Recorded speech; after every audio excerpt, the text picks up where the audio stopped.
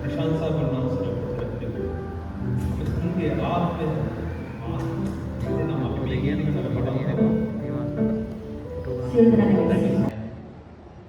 අවස්ථාවක් වෙන්න වාසය සලස්සන. ඒ සම්පූර්ණ සියලු දේව වාසයට බාර කරගෙන අපි සියලු දෙනාත් මේ දින කාලය අත වාසයට බාර කරන්නේ ජේසුස් වහන්සේගේ මුතුන් නාමයෙන්. ආමේන්. හලෙලූයා. දෙවියන් වහන්සේගේ නාමයට ස්තුති වේවා, ප්‍රශංසා වේවා. මේ උදෑසන අපි ස්වාමීන් වහන්සේ ඉදිරියේ සිටිනවා. උන්වහන්සේ ඔබව මාව අද දවසේ මේ ස්ථානයට කැඳවා තිබෙනවා. ඒක හම්බයක් නෙවෙයි. මද උන්වහන්සේගේ කැමැත්ත තුළ උන්වහන්සේ ඔබව මාව අද දවසේ මේ ස්ථානයට කැඳවා තිබෙනවා. අපි ඒ ගැන ස්වාමීන් වහන්සේට මුළු හදවතින් ආත්මයෙන් ස්තුති කරමු.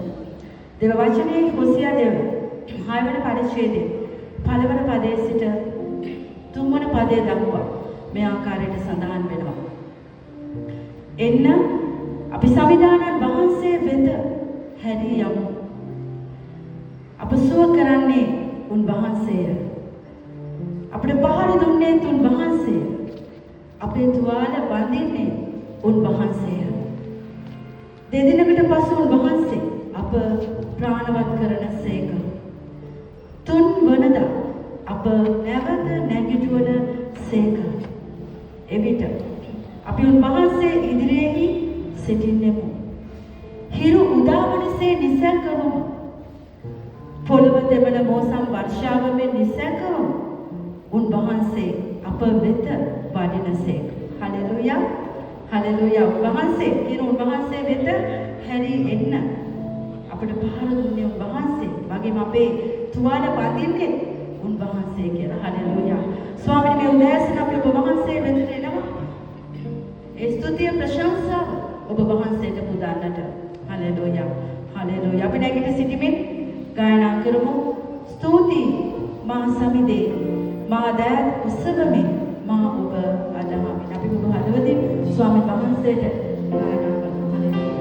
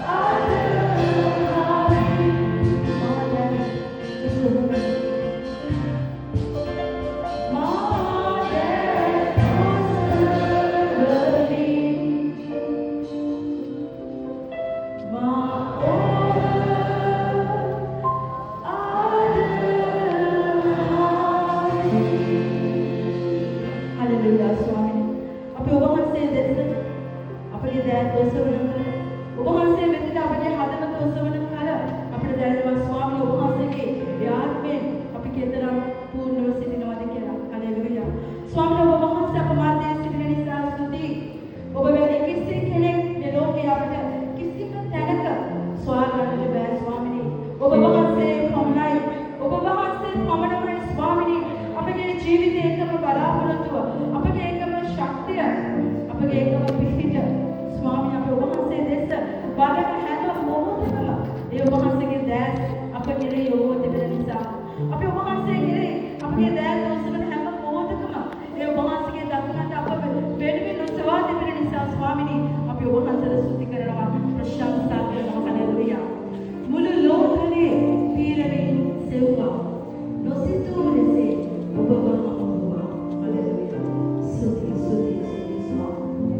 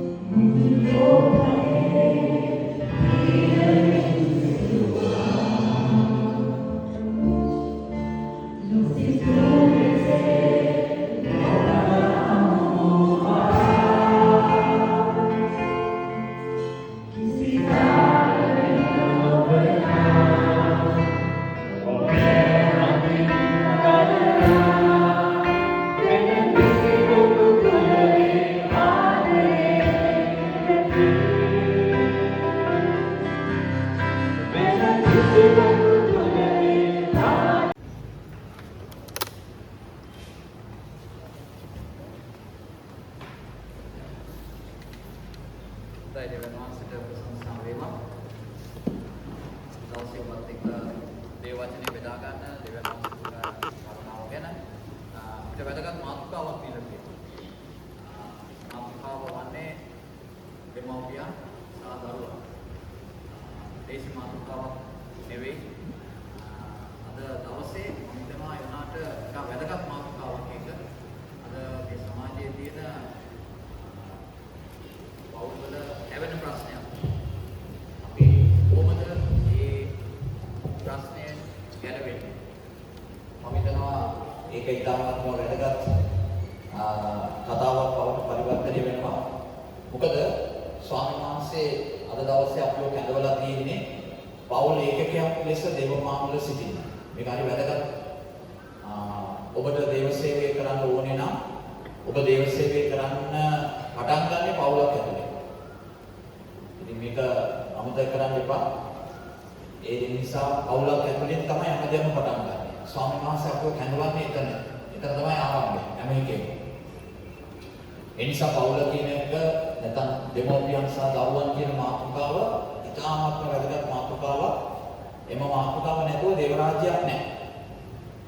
එම මාතෘකාව නැතුව දේව රාජ්‍ය පැවැත්මක් නැහැ. ඒ නිසා තමයි එම මාතෘකාව අද වියුල් වෙලා තියෙන්නේ. අද අපිට තියෙන ලොකුම ප්‍රශ්න බවට පත් වෙලා තියෙන්නේ ඒ ශාස්ත්‍රය. අපි කොතනක ගියා අපේ තරුණ ළමයි ගැන, සපත් පාසල ගැන අපි මොන දේවස්ථාන ගත්තත් ඒ දේවස්ථානවල ගැටලු මතුවෙන තැන් බවට පත් වෙලා තියෙන ප්‍රධාන ඒකක දෙකක් තියෙනවා. සපත් පාසල සහ තරුණයන්. අද අපේ පල්ලිවල තරුණයන් ඉන්නවද? ප්‍රශ්නයකට අපි මුහුණ දෙමින් ඉන්නවා. විශේෂයෙන්ම අවුරුදු 20 40 නැත්නම් 30 40 කණ්ඩායම කෝකින විතරම අපි ආනවා පල්ලිවල.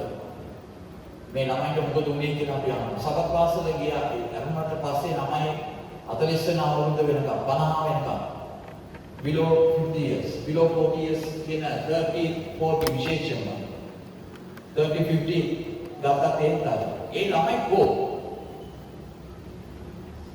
ඊට පස්සේ අපි එන්නම දකින්නේ රිටයර්මන්ට් ඒජ් එකකින් තමයි පල්ලියට. නේද? එහෙම එකක් මේ මොහොතේ තියෙනවා. නමුත් අපි ඒකට උත්තරයක් හොයන්න ඕනේ. කොතනද වැරදුනේ? මොකක්ද අපිට වෙච්ච ප්‍රශ්නය? අපි ඒකෙන් ගොඩ එන්නේ කොහොමද? දැන් බයිබලය අරන් බැලුවොත් බයිබලයේ හැමතැනම පවුල කියන ඒකකය ප්‍රධාන ඒකකයක් බවට පත් වෙනවා. ආදාම් ඒව.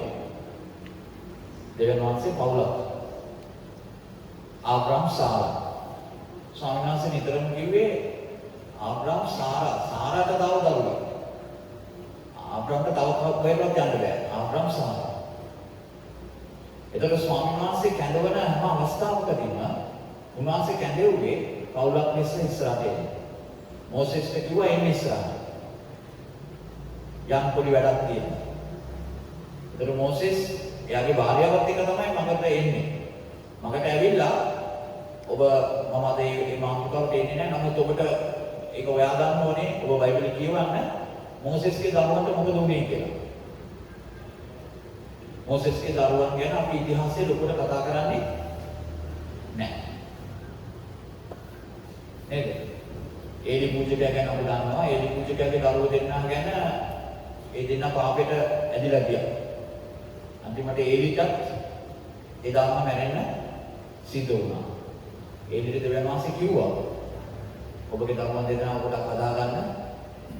ඔවුන් පාප කරනවා.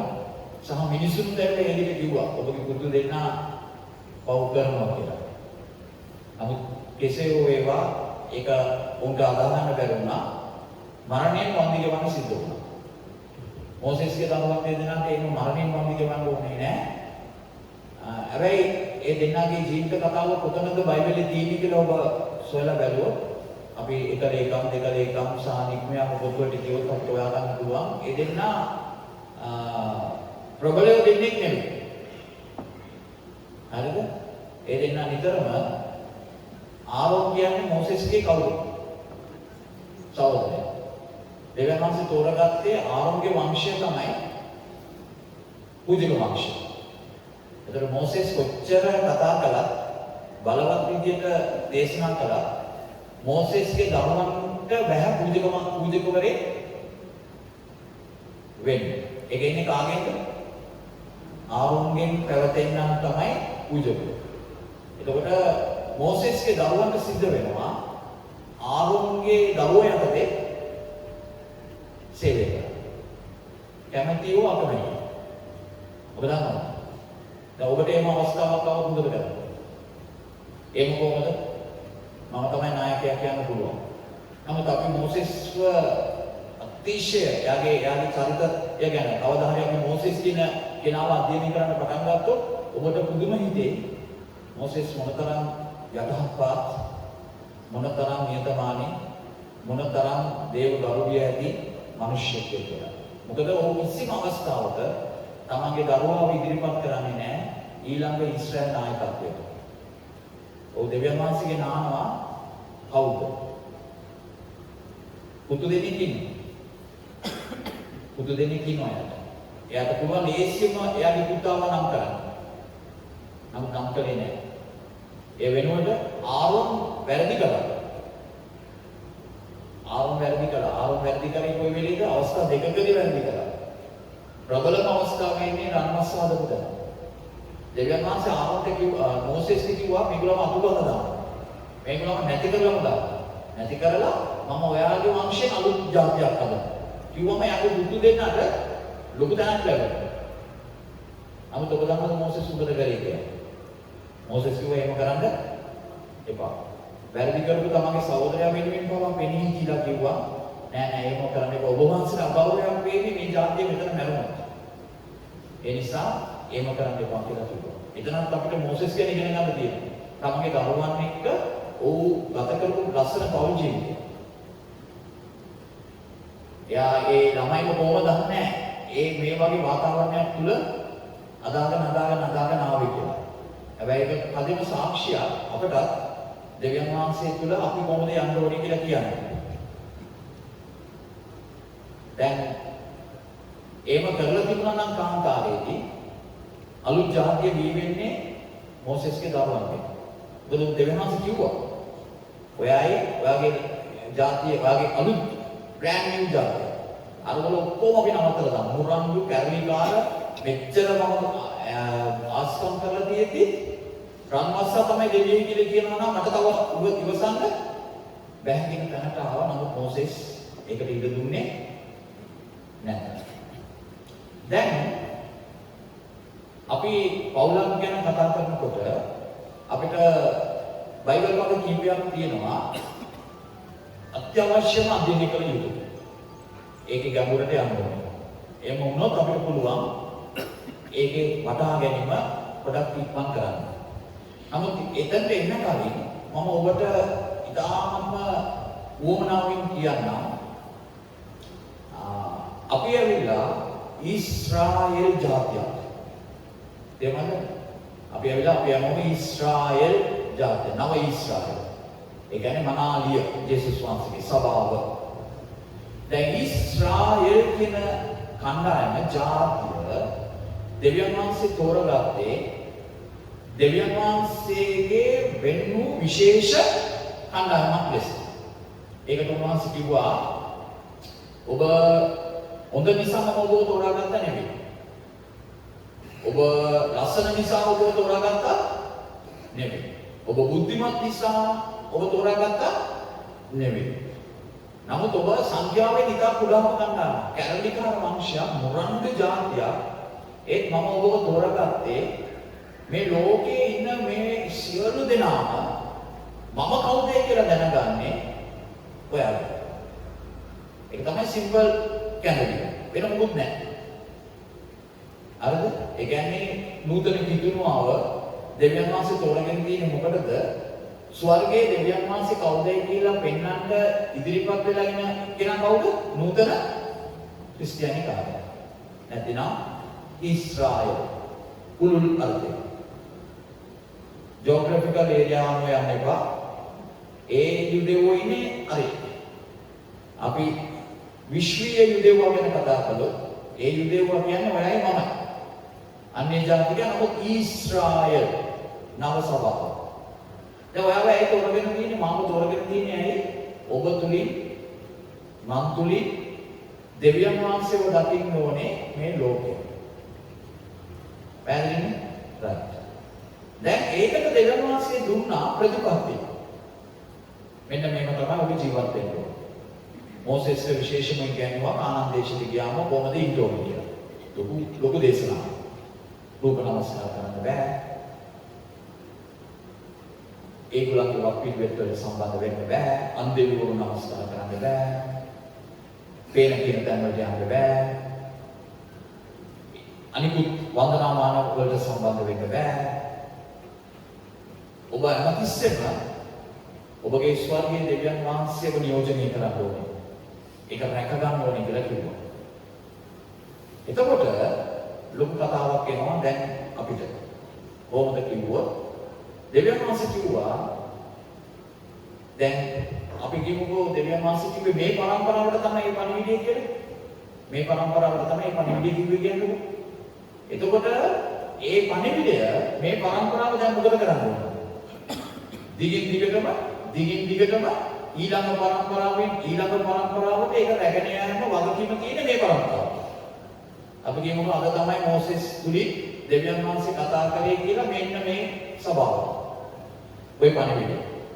දැන් මෙතන රැස්ව සිටින අපි හැමෝගෙම වගකීම වෙනවා එම කතාව අපේ වංශයට ගෙන යන්න. ඒක කාටවත් පවරන්න බෑ. ඔබට ඒක තව කෙනෙකුට පවරන්න බෑ. උදාහරණයක් ඒක සබත්වාසන්ට පවරන්න බෑ. ඒක ෆාදර්ට පවරන්න බෑ. ඒක බ්‍රදර්ට පවරන්න බෑ. ඒක ටීචර් කෙනෙකුට පවරන්න බෑ. ඒක ඉස්කෝලේට පවරන්න බෑ. ඒ පැවරීම දෙවියන් වහන්සේ දීලා තියෙන්නේ මෙතන සිටින මිනිස්සුන්ට, නායකයන්ට, මූලිකයන්ට, දෙමව්පියන්ට, තාත්තලාට, අම්මලාට, නායකයන්ට මේ එක් එක්කෙනාට ස්වාමීන් වහන්සේම පණිවිඩය දීලා තිබෙනවා. එම පණිවිඩය ඔබ විසින් ක්‍රියාත්මක කරන්නට ඕන. හරිද? දැන් බලන්න අපි ඒ ඔස්සේ ගියාම ඔබව මාව දෙවියන් වහන්සේ හදලා තියෙනවා අපේ ක්‍රිස්තියානි ගෙදර දේව රාජ්‍ය නිරූපණය කරන ගයක්. මේ ලෝකෙ මිනිස්සු කොහොම දකින්න ඕනේ ඔයාගේ ගෙදර අමුතු ගයක්. ඒක තමයි දෙවියන් වහන්සේට ඕනේ වෙන මොකුත් නැහැ. ඔයාව පේන්න ඕනේ දෙවියන් වහන්සේට අමුතු කෙනෙක්. දෙවියන් දෙවියන් වහන්සේගේ මතය ඒක. දෙවියන් වහන්සේ ඔයාව මැව්වේ ඇයි? මේ ලෝකයට අන්‍යාකාර ඇත්තෝ වෙනවා. සිත අලුත් කරගෙන අන්‍යාකාර ඇත්තෝ වෙනවා. ඔයාව හැමතිස්සෙම මේ ලෝකේ දකින්න ඕනේ ඔයා අමුතු කෙනෙක්.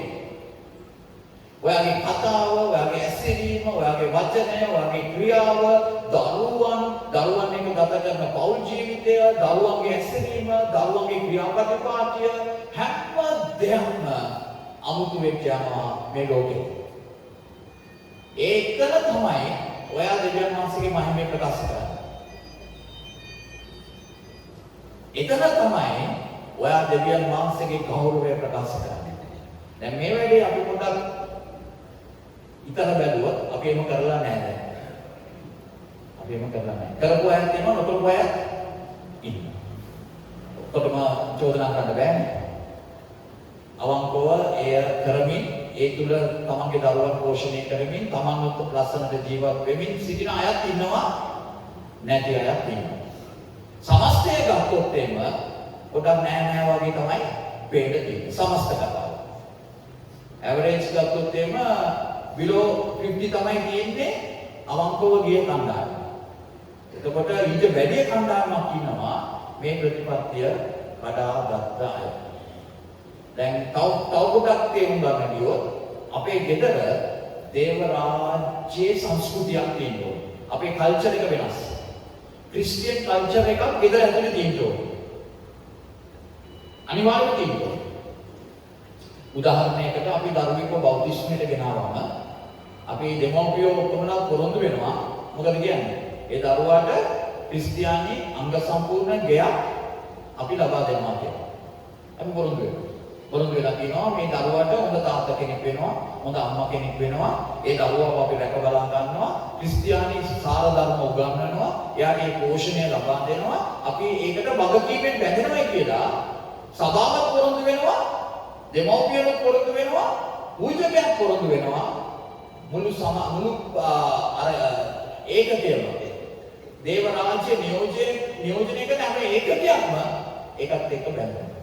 ඒතර ඔබට එකෙන් බලා යන්න බෑ. දැන් අපි බයිබල් පද කීපයකට ගිහිලා ඒක ඉස්සෙල්ලා තේරුම් ගමු. නික්මයාම පොතේ 20 වන පරිච්ඡේදය. ඒ කියන්නේ දස පනතේ අපිට ලොකු කතන්දරයක් කියනවා. 20 නික්මයාම 20 12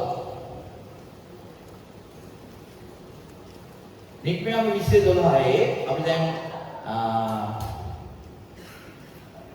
ආඥාවන් පළවෙනි පදේ ඉඳලා මෙනවනේ ආඥා දශේ කියලා.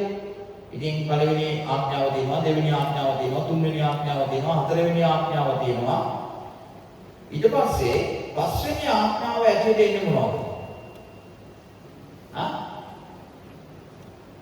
12 වෙනි පදේ. තාගේ දෙව් ස්වාමීන් වහන්සේ කට දෙන දේශයේ තාගේ දවස් බොහෝ වන පිණිස තාගේ පියාට තාගේ මව්ට ගෞරව කරනවා.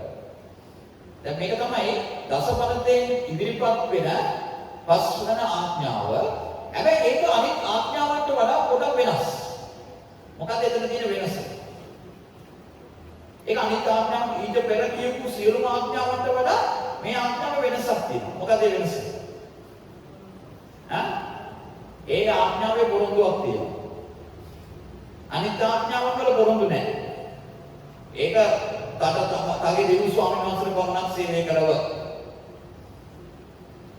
හරිද? දැන් මේක ඔයා මේ පොළවේ ආයුෂ වැඩි කරගන්න ඕනේ නම් මේ පොළවේ ඔයා හොඳට ජීවත් වෙන්න ඕනේ නම් ඔයාට අනිවාර්යයෙන්ම ඔයාගේ දෙමව්පියන්ට මොනවද කරන්න ඕනේ? ගරු කරන්න ඕනේ. දැන් එතන තියෙනවා ඒක අවුරුදු 2-9ක ඉඳලා අවුරුදු 80 පුතාටත් එක වළංගුයි. අවුරුදු 80 පුතා අවුරුදු 100 110 අම්මවත් සලකන්න ඕනේ.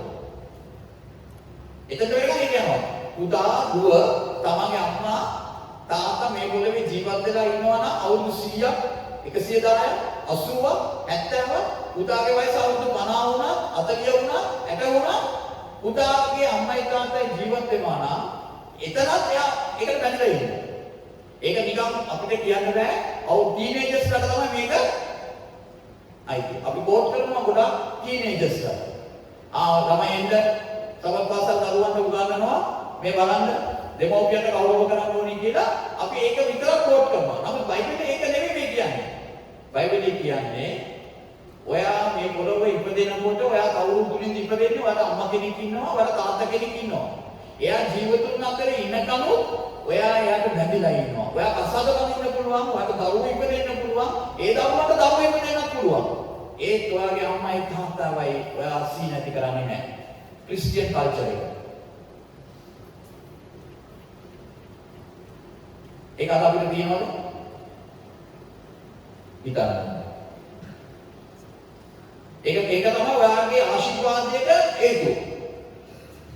ඔයාගේ ආශිර්වාදයක හේතුව. ඔයාට දෙවියන් වහන්සේ ආශිර්වාද කරන්න පටන් ගන්න යන ප්‍රධාන මූලය. දසපනතේ ඒක ආඥාව. ඒක ප්‍රධාන මූලය. ඔයාට දෙවියන් වහන්සේ ආශිර්වාද කිරීමට ඒක කොන්දේසියක්. එම නිසා මේ ආඥාව ඔස්සේ ගිහිලා ජේසුස් වහන්සේ කුරුසියේදී මැරුණා. කුරුසියේදී මැරෙනකොට තමන්ගේ අම්මා කුරුසිය ඉස්සරහා හිටියා. ඔබ දන්නවද මේ ආඥාව උන්වහන්සේගේ ඔළුවේ රවු පිළිරවු දෙනවා. උන්වහන්සේ දේව සේවය කරා වෙන්න පුළුවන්. උන්වහන්සේ මේ ලෝකෙටම සේවය කරා වෙන්න පුළුවන්. උන්වහන්සේ අනිත් හැමෝටම ප්‍රශ්න විසඳුවා වෙන්න පුළුවන්. උන්වහන්සේ අන්ධයන්ට පිළිපදුණා වෙන්න පුළුවන්. උන්වහන්සේ කොරුම ඇවිදෙවුවා වෙන්න පුළුවන්. උන්වහන්සේ බඳනා ලද්දන් විදුවා වෙන්න පුළුවන්. පෞකාරයන්ට ගැළවීම දුන්නා වෙන්න පුළුවන්. දෙවියන් වහන්සේගේ කැමැත්ත ඉෂ්ට කළා වෙන්න පුළුවන්. නමුත් දසපනත අනුව ස්වාමීන් වහන්සේව විනිශ්චයට ලක් නොවන පිණිස යක්ෂයා විසින් උන්වහන්සේට චෝදනාවක් එල්ල නොකරන පිණිස සහ දෙවියන් වහන්සේට යේසුස් වහන්සේගේ පූජාව බාර ගන්නා පිණිස ඒ වෙලේ අනිවාර්යයෙන්ම යේසුස් වහන්සේ කළ යුතු තිබිච්ච කාරණාවක් තිබුණා. අපිට නිකන් හිතෙනවා අම්මා අඬාට හිටපු නිසා උණු වෙච්ච යේසුස් වහන්සේ අම්මාව බාර දුන්නා වගේ වැඩක් නෑ. ඒක දෙවියන් වහන්සේගේ ප්‍රතිපත්තිය, කල්චර් එක. ස්වර්ගයේ කල්චර් එක. ස්වර්ගයේ සංස්කෘතිය අනුව දේව දසපනත ස්වර්ගයේ තියෙනවා. යේසුස් වහන්සේ තමන්ගේ අම්මව ළඟම ගෝලයට බාර දුන්නා. බාර දීලා කියනවා අම්මව බලා ගන්න. අම්මට කියනවා අම්මේ අද ඉඳලා මේ පුතා ඔබ පිළිගන්න. මම දවස් 3කින් ඇවිල්ලා ඒ දවස් 3ට පොඩි රෙස්ට් එකක්. ඒ රෙස්ට් එකටත් බාර දීලා. ඒක පිටිපස්සේ තියෙන්නේ දේව කැමැත්ත කිරීමේ පදනම.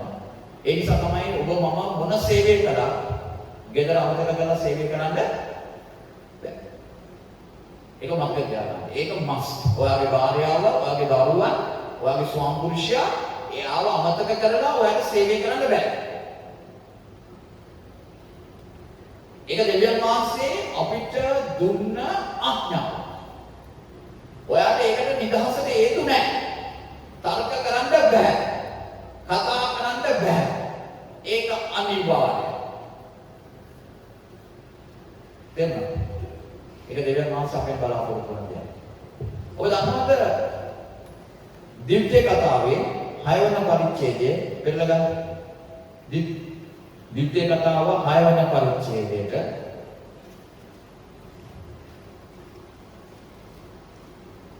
අය 4 වෙනි පදේ ඉඳලා මෙන්න මේක කියනවා. දිව්‍ය කතාව 6:4 ඉඳලා. එම්බා ඊශ්‍රායල් අසපන්න. අපගේ දේව ස්වාමීන් වහන්සේ එකම ස්වාමීන් වහන්සේ. නුඹේ දේව ස්වාමීන් වහන්සේ නුඹේ මුළු සිතින්ද, නුඹේ මුළු ආත්මයෙන්ද, නුඹේ මුළු ශක්තියෙන්ද ප්‍රේම කරපන්න. මා විසින් අද නුඹට අනකරන මේ වචනය නුඹේ සිතේ තිබේවා. ඒවා නුඹේ දරුවන්ට හොඳ ආකාරයෙන් උගන්වා, නුඹේ ගෙයි ඉදින කලද, මම යන කලද, නුඹ සයනය කරන කලද, නැගිටින කලද ඒවා ගැන කතා කරපන්න. ඒවා නුඹේ අතේ ලකුණක් පිණිස බැඳගනින්න. ඒවා නුඹේ ඇස් ඉදිරියේ නලල් පටියක් පිණිස තිබේවා. ඒවා නුඹේ ගෙයි උළුමව් පිටද, නුඹේ දොරවල් පිටද ලියාපන්න. මොකද මේ කියන්නේ? 7 වෙනි පදයේ කියනවා ඒවා නුඹේ දරුවන්ට හොඳ ආකාරයෙන් උගන්වන්න. ඒක කාටද පැවැදලා තියෙන්නේ? සන්ඩේ ස්කූල් ටීචර්කද? නෑ, ගෙදරද. මේක තමයි දෙවියන් වහන්සේ අදපු ගෙදර. කානාන් දේශයට ගියාම කානාන් දේශයේ දකින්න පුළුවන්, ඊශ්‍රායල් ගියක් දකින්න පුළුවන්. කානාන් දේශයේ ගියයි ඊශ්‍රායල් ගියයි අතර පැහැදිලි වෙනසක් තියෙනවා. ඒගොල්ලන්ගේ ගෙදර සංස්කෘතිය පැහැදිලිවම වෙනස්. අම්මයි තාත්තයි පවරනවා මේ දරුවන්ට උගන්වන්න. මොනවද උගන්වන්න ඕනේ? දේව වචනය උගන්වන්න. අපි දැන් මේක පොඩ්ඩක් ගැඹුරින් බලන්න එනවා. තව පද දෙකක් බලලා. හරිද? එතකොට අම්මයි තාත්තගේ රාජකාරිය මොකද්ද? දරුවාට දේව වචනය ඉගැන්වීම. ඒකට අම්මයි තාත්තයි දැනගන්න ඕනේ ඊට කලින් මොනවද? දේව වචනය. අම්මයි තාත්තයි දේව වචනය මිස් කරගත්තොත් දරුවන් දෙන්නට දේව වචනය දෙන්න ක්‍රමයක් නැත. අද අපි මුණ පාන ලොකුම ප්‍රශ්නේ එතන තමයි තියෙන්නේ. හරිද? ඔළුව තියාගන්න. මම දැන් පොඩ කියලා මම එන්නම් ඊට පස්සේ කොතනද අපි යන්න ඕනේ කියලා. එතකොට උළුවහුව වල ඉඳන් නළලේ ඉඳලා ඔබ ඒක ලබා ගන්න ඕනේ. දැන් යේසුස් වහන්සේට එවැනි ගයක් ලැබුණාද? යේසුස් වහන්සේට එවැනි ගයක් ලැබුණාද? උත්තරය ඔව්. යේසුස් වහන්සේට එවැනි අම්මා කෙනෙකුත් එවැනි තාත්තා කෙනෙකුත් ලැබුණා. යේසුස් වහන්සේව යුදෙව්වෙක් හැටියට ආගමික පරිසරයක හදාගන්න පුංචි කාලේ ඉඳලාම මේ අම්මා විශාල කැපවීමක් කළා. ජෝසෙෆ් ගැන අපිට ලොකුවට කතා කරුනේ නැති වුණාට මෙතන නමුත් තාත්තා අවුරුදු 12 දී තාත්තයි අම්මයි ඉන්නවා. අම්මයි තාත්තයි දරුවව එක්කගෙන යනවා පාස්කුවට. ළමයා එතනින් අතරමං වෙනවා. අම්මයි තාත්තයි ආයෙමත් එනවා. ආයෙමත් ඇවිල්ලා දරුවව හොයාගෙන නැවත පුතේ ඔයා මොනවද මේ කළේ අපිට කියලා කිව්වම දෙවියන් යේසුස් වහන්සේ අම්මයි තාත්තටයි කීකරු වෙනවා. ඒ වෙනකොට යේසුස් වහන්සේගේ තර්ක කිරීමේ ශක්තිය දැනගෙන එතන හිටපු ගොඩාක් අය පුදුම වෙනවා. ඒ අවුරුදු 12 කාල පරාසය තුල යේසුස් වහන්සේට ඒ දැනුම දුන්නේ කවුද? අනිවාර්යයෙන්ම ගෙදර. ඒ නේද? ඔබට කියන්න පුළුවන් අයියෝ ඔබේ යේසුස් වහන්සේ සියල්ල දත්නේ උන්වහන්සේ ඇවිල්ලා ඔක්කොම පරම ඥානාන්විත කෙනෙක්නේ. ඔව් එහෙම තමයි. නමුත් යේසුස් වහන්සේ ආවේ උත්තර මතක තියාගන්න මිනිස්සු ලෙසින්. උන්වහන්සේ කිසිම අවස්ථාවක දේවත්වය තමන්ට ගත්තේ නැත. උන්වහන්සේ මිනිසෙක් ලෙස මිනිසෙක් මේ ලෝකේ ජීවත් වෙලා දැනුම රැස් කරගත යුතු විදියට තමයි මේ පොළවේ උන්වහන්සේ තම දැනුම රැස් කරගත්තේ. උන්වහන්සේ පොතපත කියවුවා, දේව වචනේ කියවුවා. උන්වහන්සේ ඒක කෝට් කළා. උන්වහන්සේ ජෙරුසලමට ගියා. පාස්කු වත්පිළිවෙත් වලට සම්බන්ධ වුණා. උන්වහන්සේට එදා කියන්න තිබුණා මේ මොනවද විකාර මේ ඔක්කොම වැරදි කියලා කියන්න තිබුණා. වෙලාව වෙනකම් අම්මයි තාත්තයි ඕම රැක බලා ගැනීමේ සේවයේ ඉතියා. අවුරුදු 30කට පස්සේ ඒ සිස්ටම් එක සම්පූර්ණයෙන්ම කන පිට පෙරළුවා. එතකම් උන්වහන්සේ ඒ සිස්ටම් එක අධ්‍යයනය කළා. අම්මයි තාත්තගෙන් ගොඩාක් උපදෙස් ආවා. උන්වහන්සේ බෞද්ධිස්ම කරන්න ගියා. බෞද්ධිස්ම කරන අවස්ථාවේදී ආසෙන් හඬක් ආවා. ඒ හඬ කිව්වා මේ මාගේ ප්‍රියාදර පුත්‍රයාය මම මොහු කෙරේ ප්‍රසන්නව සිටිමි. නමුත් ඔබ මතක තියාගන්න යේසුස් වහන්සේ වෙනකොට කිසිම ආස්කමක් කරලා නැහැ. අදුම තරමින් රෝගියෙක් සුව කරලවත් නැහැ. අදුම තරමින් පළවෙනි ආස්කම කානානී සරණ මංගල්‍යයේ වතුර මයින් කිරීම කරලා නැහැ. කුරුසියට ගිහිලා නැහැ, මැරිලා නැහැ, අසපාර ලබලා නැහැ. උන්වහන්සේ දුක් නින්දා පීඩා දරලා නැත. ඒක ඒවනම් ඒ විදිහේ කිව්වනම් ඔන්න ස්වර්ගයේ සාධාරණයි.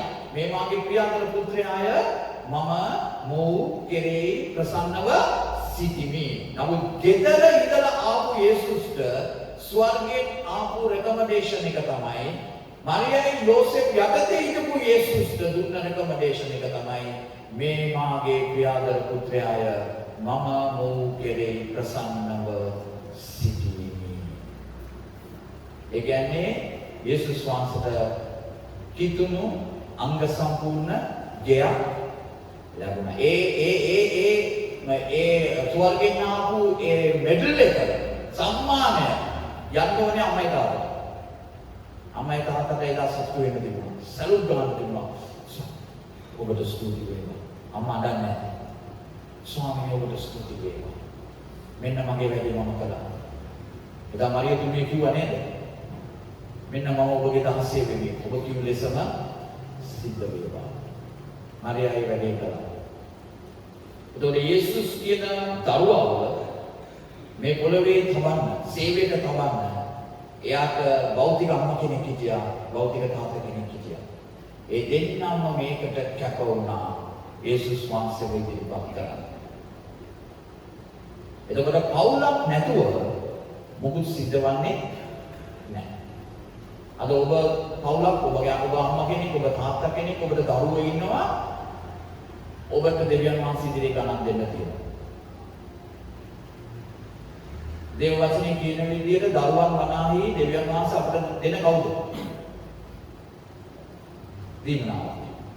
දරුවන් අපිට දෙන ගීතාවලියෙන්නේ කියන්නේ නේද? දෙවියන් වහන්සේ අපට දෙන දීමනාව. දීමනාව පිළිබඳව ගණන් දෙන්න ඕනේද නැද්ද? අනිවාර්යයෙන්. ඒක gift එකක්. එතකොට දරුවන් ඔයාට gift එකක් කියන්නේ අයිතිකාරයාද බාරකාරයාද? ඔයා අයිතිකාරයාද බාරකාරයාද? බාරකාරයා. එතකොට ඔබට ලැබිලා තියෙන දරුවා ඔබට අයිති දරුවා නෙවෙයි.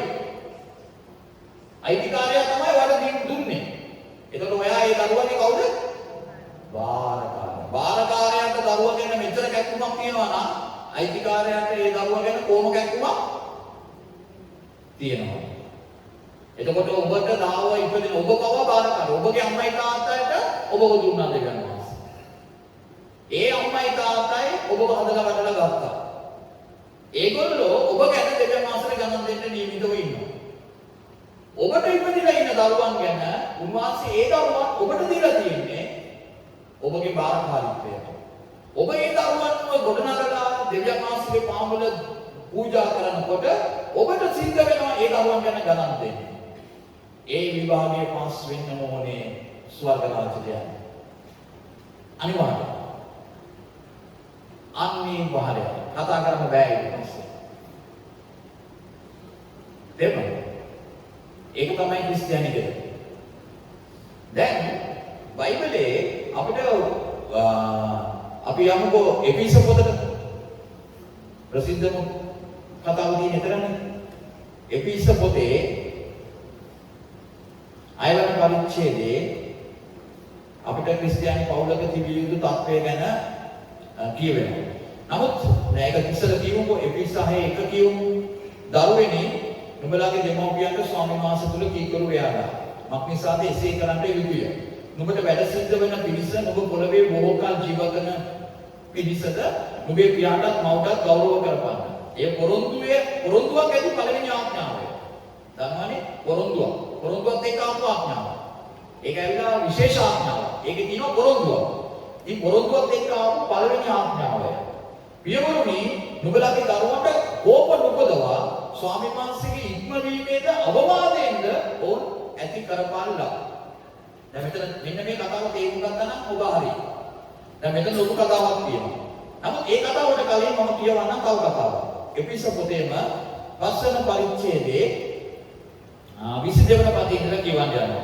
භාර්යාවෙනි ස්වාමීන් වහන්සේට මේ නුඹලාගේ පුරුෂයන්ට යටත්ව සිටපල්ලා. දැන් කවුරු වගේද? භාර්යාවෙනි ඔබ යටත් වෙන්නේ ස්වාමි පුරුෂයාට ඇයි? ඒක දිනනවා. ස්වාමීන් වහන්සේට වෙන්නේ. ඔබගේ මහත්යා ඔබ දකින්නේ කවුරු ඇදෙන්නද? ස්වාමීන් වහන්සේට වගේ. ස්වාමීන් වහන්සේට ඔබ යටත් වෙන නිසා මහත්යාට යටත් වෙනවා.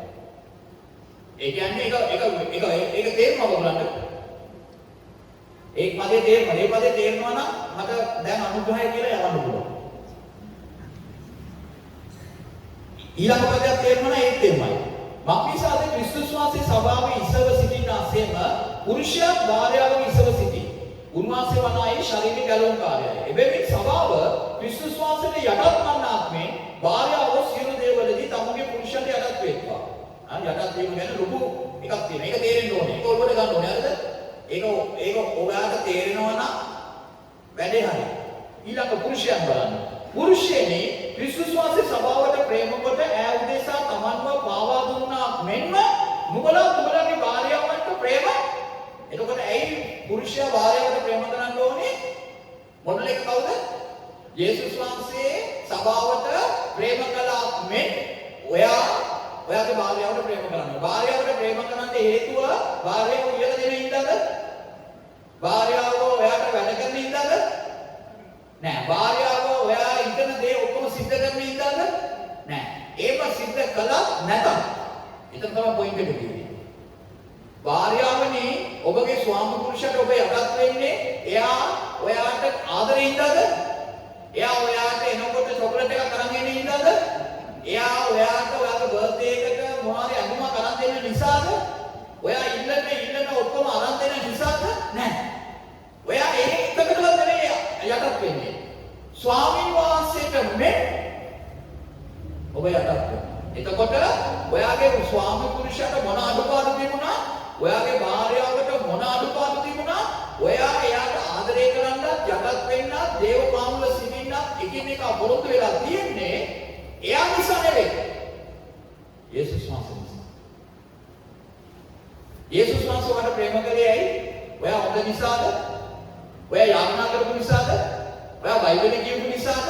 උන්වහන්සේ ඔයා වෙනුවෙන් කුරුසියට ගියේ ඔයා ඉල්ලපු නිසාද? ඔයා දන්නේ නැහැ කතාව. නේද? ඉපදිලා නැහැ. නමුත් ඔයා වෙනුවෙන් යේසුස් වහන්සේ කුරුසියට ගියා. ඔයාට ආදරය කළා. කොන්දේසි රහිතවද විරහිතවද? විරහිතව. unconditional love. conditional love එක ඇවිල්ලා උයලා දෙන්න මට මම ආදරය කරනවා. රෙදි හොදලා දුන්නත් ආදරය කරනවා. ඒක ඇවිල්ලා කන්ඩිෂන් එකක් දානවා. කන්ඩිෂන් ලව් එක ක්‍රිස්තියානි සංස්කෘතිය ඇතුලේ නෑ. ඒක තියෙන්නේ. එතකොට ඔයා ලෝකේ අන්‍යාකාරයත්ව වෙන්නේ කොහොමද කිව්වොත් ඔයාගේ ගෙදර ප්‍රශ්න තියෙනවා. ඔයාගේ නෝනාගේ ප්‍රශ්න තියෙනවා. ඔයාගේ මහත්තයාගේ ප්‍රශ්න තියෙනවා. හැබැයි ඔයා දේව වචනයෙන් පිට පනින්න නෑ. ඒක අමාරු වැඩක්. තද්දින්ම අමාරු වැඩක්. මම දැන් ඔයාලට උගන්වන්නම්. මේ උගල ඇටෙව්වේ කවුද කියලා. අපිට උගලක් හටවලා තියෙනවා. දරුණු උගලක් හටවලා තියෙනවා. මම නිතරම කියන කතාවක් තියෙනවා. අද අපි මේ මුණ දෙන ප්‍රශ්නය මම ප්‍රශ්නය කියලා කියන්නේ අපි අනුවටම මොනවාරි ප්‍රශ්නයක් තියෙනවා කියලා උපකල්පනය කරලා. අද අපි මේ වෙලාවේ මුණ දෙන ප්‍රශ්නයට බීජය වැටුනේ මීට අවුරුදු 10කට 15කට 25කට 30කට කලින්.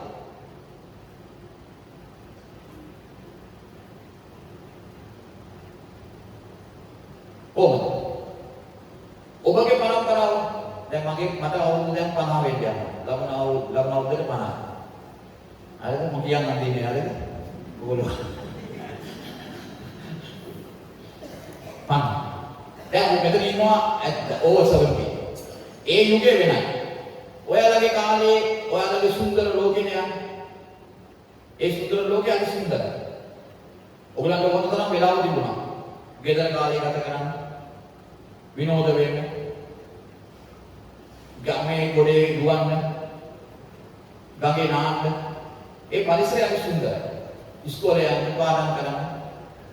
රැට ගෙදර හැමෝම එකතු වෙලා කුප්පි ලාම්පුවෙන් හරි කාලේ ගත කරන්න.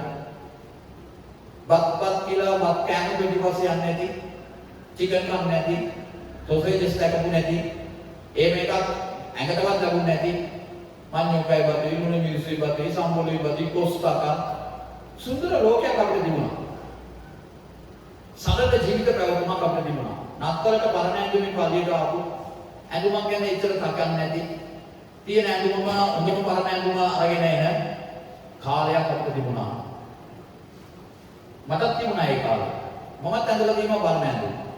අපි අම්මා කියනවා උදේ මොනවද ඕනේ? මං කියනවා ඔය තියෙන හොඳ ඇඳුමක් දෙන්න. ඒම අපේ කාලෙත් ඒක තිබිලා තියෙනවා. ඒ කියන්නේ මෑත් ඉතිහාසය. පොඩි ඉතිහාසය. මම මේ කියන්නේ මටත් වඩා සීනියර් කෙනෙක්. හරිද? ඒ කාලේ හොඳටම තිබුණා. නමුත් අද ඒක නෑ. අපේ කාලයක් තිබුණා අපේ ළමයි සපත් පාසල දෙවියන් වහන්සේට පවුලක් ලෙස නමස්කාර කරන. අපි පල්ලියට ඉරිදා කියන්නේ කොහේ ගියත් අපි පවුලක් ලෙස එන. අද අපේ බයිබලයක් තියෙන කිව්වොත් අම්මත් දෙන තාත්තත් දෙන ඇවිල්ලා කොහේ ගියත් වැඩ රාජකාරිය තිබුණත් ටක්කලා රැස්තිලා ඉන්න මම එනවයි කියලා කියන. පල්ලියට පවුලක් ලෙස ඇවිල්ලා වාඩි වෙන. සබත් වාසලේ ළමයාව අනිවාර්යයෙන්ම මස් එයා මොනවා කිව්වත් කමන්නේ නැත්නම් අද මේක කරන්න ඕනේ කියලා කියන ඒ වාතාවරණයක් අපිට තිබුණා. අපේ කාලයක් තිබුණා අම්මා ඒතරන්ටයි දරුවාව පෝෂණය කරන අම්මගේ කටින් අතින් දරුවාට කවන අම්මා විසින්ම දරුවාව නාවන අම්මා විසින්ම දරුවාව ගොඩනගන තාත්තා විසින්ම දරුවන්ව මෙහෙවන අම්මයි තාත්තයි දරුවන් ඔක්කොම එකතු වෙලා පවුලේ කාලය ගත කරන ඕන තරම් වෙලාව තියෙන සෙල්ලම් කරන්න පුළුවන් යාඥා කරන්න පුළුවන් කාලයක් අපිට තිබුණා නැහැ නෙවෙයි තිබුණා නමුත් අපි හැමෝටම දන්නේම නැතුව සොරායින්නේ සොරකම් කරන්න විනාශ කරන්න මිනි මරන්න කිව්වා වගේ ඔයාවයි මාවයි මේ ලෝකයවයි සොරා ඇවිදින් සොරකම් කරලා විනාශ කරලා මිනි මරලා තියනවා නමුත් අපි තාම දන්නේ නැහැ. ලෝකෙ වෙනස් වෙනවා කියලා ආර්ථිකය වෙනස් කරනවා. ඒ දන්න ලෝකයේ අධිපතියා කවුද? ලක්ෂ්‍ය. ඌ දන්නවා මේ සිස්ටම් එකේ ගියොත් ඔක්කොම ස්වර්ගයට යනවා කියලා. ඒක ඔයාව ඩිස්ටර්බ් කරන්න මේ බයිබලයේ අනුව යන ඔයාව ඒක මේක පද්දන්න ඔයාගේ ජීවිතය ඇතුළත ගොඩාක් දේවල් ගෙනාවා. ළමයින්ව බිසි කළා. ඉස්කෝලේ සිලබස් එක යාට මේ අපි දන්නේ නැහැ. අයියෝ ඇඩ්වාන්ස් වෙනවා කම්පියුටර් යුගයක් එනවා ශානියමයි. අපි හිතන්නේ තාක්ෂණය හොඳ තැනට යනවා කියලා. අපි හිතනවා වොෂින් මැෂින් එක අපිට ආදරයට අදවලා කියලා. අපි හිතනවා බ්ලෙන්ඩර් මැෂින් එක අපිට ආදරයට ඇදුවයි කියලා. අපි හිතනවා සොසේජස් ස්කිල්ස් කාර්ගිල්ස් කියන කම්පැනි ඇදුවේ අපිට ආදරයට කියලා. නෑ ඒකෙන් අපි ඔක්කොම නැති වුණා. නමුත් දැන් ඒ වුණාට ඒකෙන් මිදෙන්න කිසිම සිස්ටම් එකක් නැහැ. ඊට පස්සේ 70 අපි කියන්නේ කොහමද? ඔයාලා දන්නේ මට දිය වැඩියව තියෙනවා. ඒක නිකන් අර උසස් පන්තියේ උසස් රෝගයක්. බොරු නෙවෙයි. ඔයාලා දන්නේ මට ප්‍රෙෂර් තියෙනවා. ඒක එන්නේ කාටද දන්නවද? අර උපත් පිළියක් එන්නේ නැහැ. ඒක එන්නේ කාටද දන්නවද? අර එක්තරා පන්තියේ ඒගොල්ලෝ තමයි කියලා අර අතන කන්නේ බොන්නේ ඔක්කොම. ඒගොල්ලන්ට විතරයි ඒ සල්ලි වේදා කරන්න හැකියාව තියෙන්නේ. දැන් බලන් ගියාම පොල් ගහේ නගින මිනිහට ප්‍රෙෂර්. පොල් ගහේ නගින මිනිහට දිය වැඩියව. ඇයි දන්නවද? අපි ඔක්කොම ඉවරයි. තවදුරටත් ප්‍රෙෂර් දිය වැඩියව හාටට ඒක අරකට මේකද වේවා නිකන් එක මිනිහෙකුගේ ජාතිය කුලය මනය පෝසත්කම අනුව යන රෝගයක් නොවේ. ඒ විතරක් නෙවෙයි තාක්ෂණය කියලා ළමයින්ව විසි. අද අපි ළමයින්ව උගන්වන්න ඕනේලු. උසස් කරන්න ඕනේලු. නැත්නම් ලෝකේ අපවත් කරගන්න බැරිලු. ලෝකේ දැනුම ඕනේලු. අපි ඊට පස්සේ සන්ඩේ ස්කූල් එක ටියුෂන් පන්තියකට සීමා කළා. ඊළඟ දේවමේ අපිට වැදගත් ඒ වුණාට අමාරුයි ඊළඟ පන්ති වැටෙනවා. දැකද බුලාවේ ආත්මය? අපි දන්නේ නැහැ. අපේ ගෙදර ඇතුළට ඇවිල්ලා කියලා තියෙනවා. අපි දන්නේ නැහැ. දැන් අපි කියනවා අපේ දරුවා ලොස් කියලා. දැන් පාත් දන්නවද පාද? අයියෝ ඒ අපේ දරුවා මෙන්න නියම කරනවා. අපි පොඩ්ඩක් මේව කරනවා කියලා කියන්නේ හේතුව මොකක්ද දන්නවද? ඔයාගේ වැරද්දකුත් නෙවෙයි ආ. ඔයාගේ වැරද්දකුත් තියෙනවා. ඔයාගේ වැරද්දකට වඩා වැරද්දක් වෙනවා. මේ ලෝකේ සිස්ටම් එක.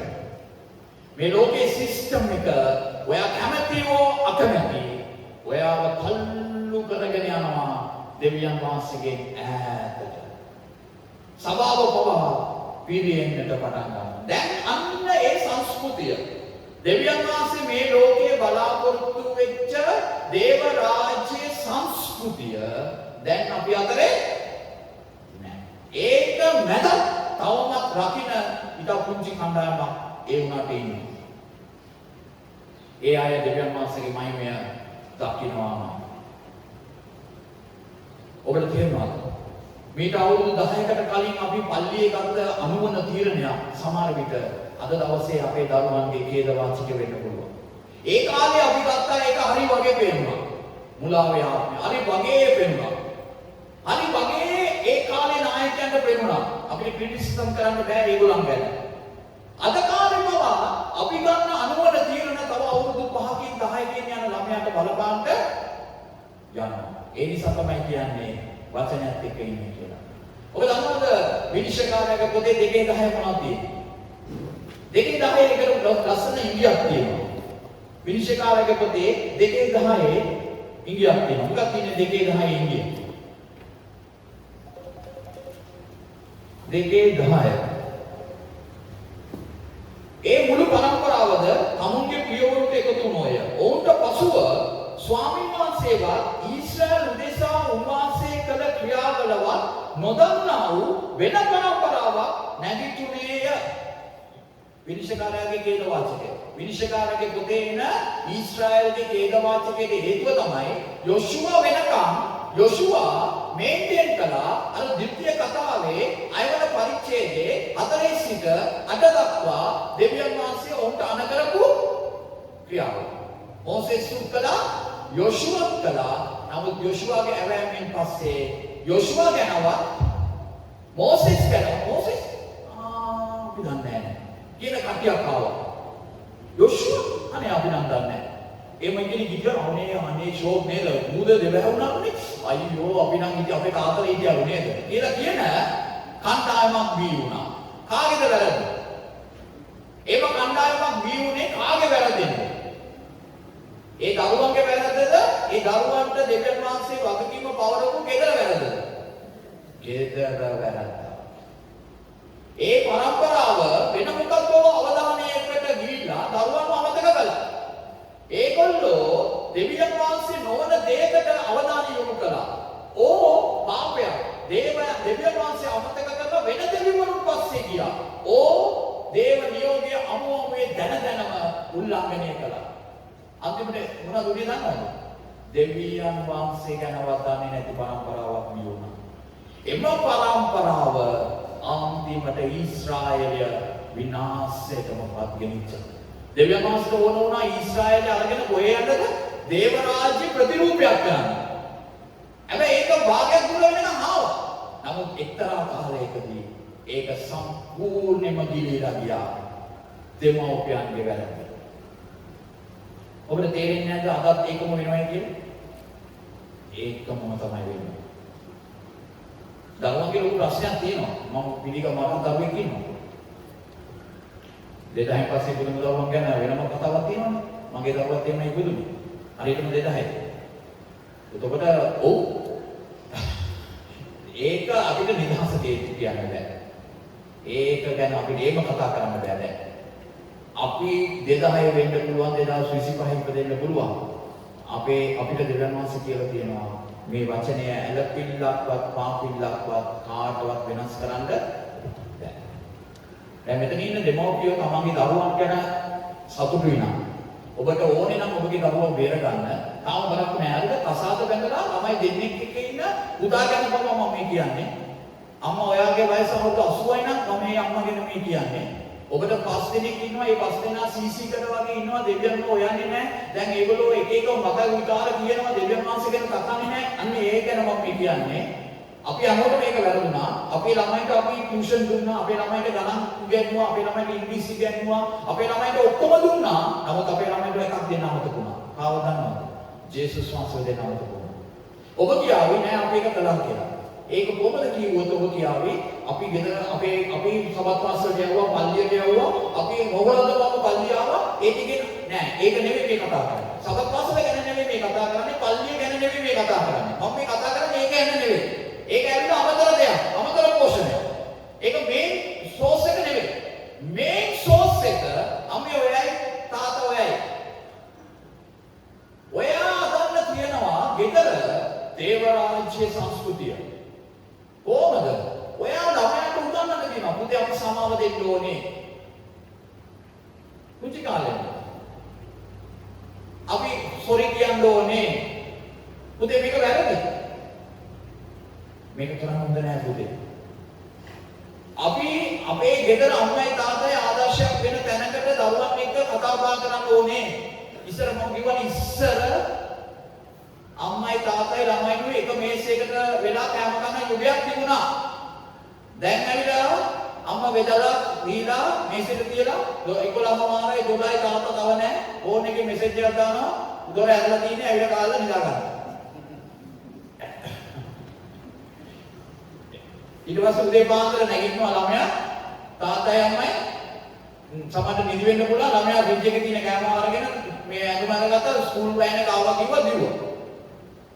සමහර විට තාත්තවයි අම්මවයි දකින්න ළමයා නැහැ. එක්කෝ තාත්තා එනකොට ළමයා නිදි නේද? සමහර විට තාත්තා ඊටත් පාන්දර ළමයා ඉස්කෝලේ යන ආයතන පාමුනේ ඊටත් පාන්දරේ තාත්තා පිටත් වෙනවා. දැන් තාත්තව දකින්නේ රට ගිහලා ආයේ අවුරුදු 3කින් ආව වගේ ලංකාවේ වුණා ඉන්නේ. දැක්ක ලොකු කෑමක්. ඒකට මම ඔබට කියන්නේ නෑ. ඒකට හේතු ගැන කතා කරන්න දෙන්නේ නෑ මම. ඔබ හේතු ගැන කතා කරොත් ඔබට හොඳ තර්ක තියෙවි. පාදේන අපිට කන්න දෙනවද? පාද අපිට බොන්න දෙනවද? පාද අපිට සල්ලි දෙනවද?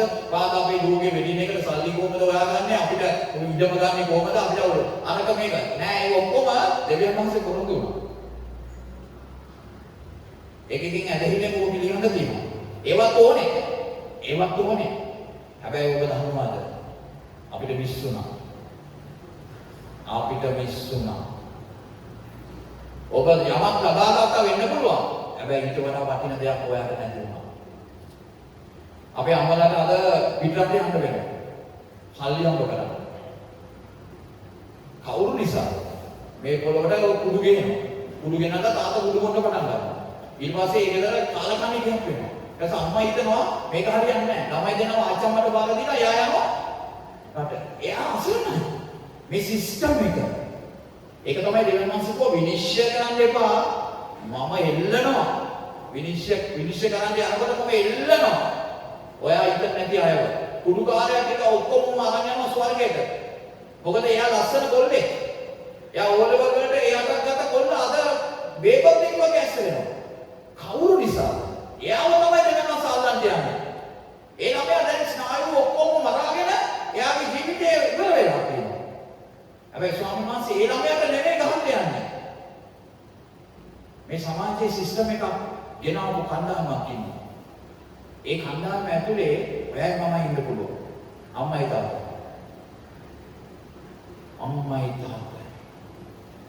අපේ ළමයාට අපි ආශ්‍රය කරන්න දෙන්නේ කාවද? අම්මයි තාත්තයිවත් තමයි බාරකාරය. දෙවියන් වහන්සේ විශ්වාස කරනවා මගේ මේ දරුවව ඔයා ආයෙත් මට බාර දෙයි කියලා. ඒක තමයි ඔයාගේ වගකීම. හැම අම්මා කෙනෙක්ම තමන්ගේ දරුවන්ව එහෙම හිතුවොත් දේව රාජ්‍ය නිකම්ම පිරෙනවානේ. ආයෙ අමුතුවෙන් රිවයිව් කරන්න ඕනේද? අනිවාර්යයෙන්ම ඊට පස්සේ පේරන්ටින් කියන්නේ මොකද්ද? එන්න ෆාදර් වුඩ් කියන්නේ මදර් වුඩ් කියන්නේ උගන්වන්න දැන් ඒකත් උගන්වන්න වෙනවා. නේද? අද අම්මලා ඔක්කොම එකතු කරගෙන ඇවිල්ලා අම්මා කෙනෙක් අම්මා වුණාම කොහොමද ඉන්නේ කියලා උගන්වන්න වෙලා. ඒක උගන්වන්න ඕනේ. නෑ ඒක දෙවියන් වහන්සේ ඔවුන්ගේ ජීවිතේ දුන්න දෙයක්. නමුත් ඒක මිසි. තාත්තා කියන කෙනාගේ චරිතේම අමතක වෙලා. ඒක මිසි. දරුවන්ට අපි ඇවිල්ලා කියලා දෙන්න වෙලා දෙමෝපියන්ට දරු බලන්න කොහොමද කියලා. ඒක මිසි. ඒක කොහෙද මිස්සුනේ? පල්ලිය මිස්සුනා කියලාද කියන්නේ?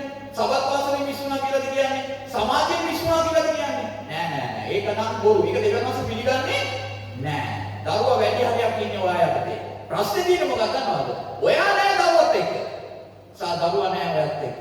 ඒකත් මිසි. අපි මුදල් පිටිපස්සේ අඹාගේ ඉන්නවා. මම වැරද්දක් කියනව නෙවෙයි. මට ඕනේ ඔබට හිතන්න සලස්වන්න. දෙවියන් වහන්සේ අපිට හදපු ක්‍රිස්තියානි සංස්කෘතිය අපේ ගෙදර ඇතුලේ නැති වුණා.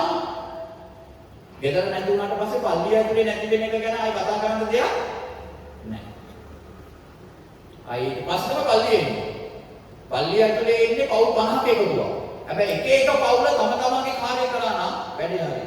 අර දරුවට සමාව දෙන්න උගන්වන්න ඕනේ. ඒ දරුවට යටත්කම උගන්වන්න ඕනේ. ඒ දරුවට සෝරි කියන උගන්වන්න ඕනේ. තනතුරු වල කෑදර වෙන්න එපා කියලා උගන්වන්න ඕනේ.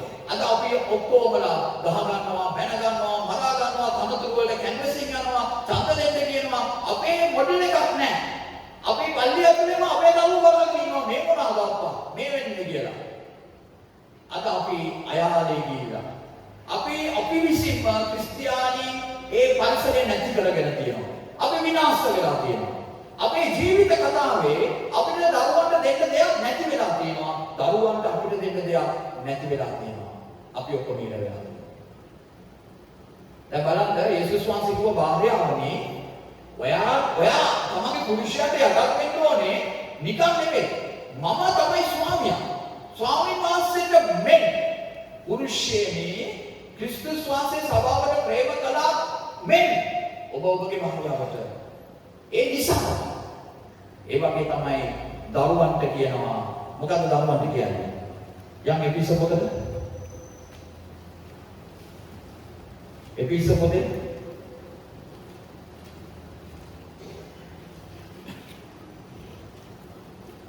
එපිසහේ දරුවනේ නුඹලාගේ දෙමව්පියන්ට ස්වාමීන් වහන්සේ තුල කවුරු තුලද? තාත්තා හොඳ නිසා නෙවෙයි. තාත්තා රකුකාරයා මම මොකද තාත්තට යටත් වෙන්නේ? තාත්තා අම්මට ගහනවා මම මොකටද ඒ සංස්කෘතිය ඇති කරන්නේ. අම්මයි තාත්තා එක වෙලා මට අපේ අම්මා කියලා දෙනවා. මම සමහර වෙලාවට අපේ තාත්තා අපේ අම්මට බයිනවා. අල්ලා ඒක අපි දන්නේ නැහැ. ඒ කාලේදී බැන්දන් පස්සේ තමයි දන්නේ ඔය ස්වාමීෂාගේ මැනුම් මොකද කියලා. ඒ කාලේදී අපි හිතනවා අම්මට බැන්නන්නේ. ඔයාලා උඹ වැඩක් කරනවා. කියලා. ඉතින් අපි අමුතුද තාත්තා මොනවාරි කිව්වොත් අපි කරන්නේ නැහැ. ඔයා කඩේ ගිහින් යනවා. මොකක් හරියන්නේ නැහැ. දැන් අම්මා එනවා. අම්මා ඇවිල්ලා කියනවා තාත්තා මොන වැරදි දේ කළා. ඔයාට තාත්තට කතා කරන්න අයිතියක් නැහැ. කරුණාකරලා කඩේට ගිහලා තාත්තා කිව්ව දේ කරන්නේ නැහැ. අපිට කියනවා. ඉතින් අපි අම්මට දැල්ලා. අම්මට තමයි මේක අම්මා තමයි උරුදල් කරන්නේ. තාත්තව හදන්න පුළුවන් අපිට.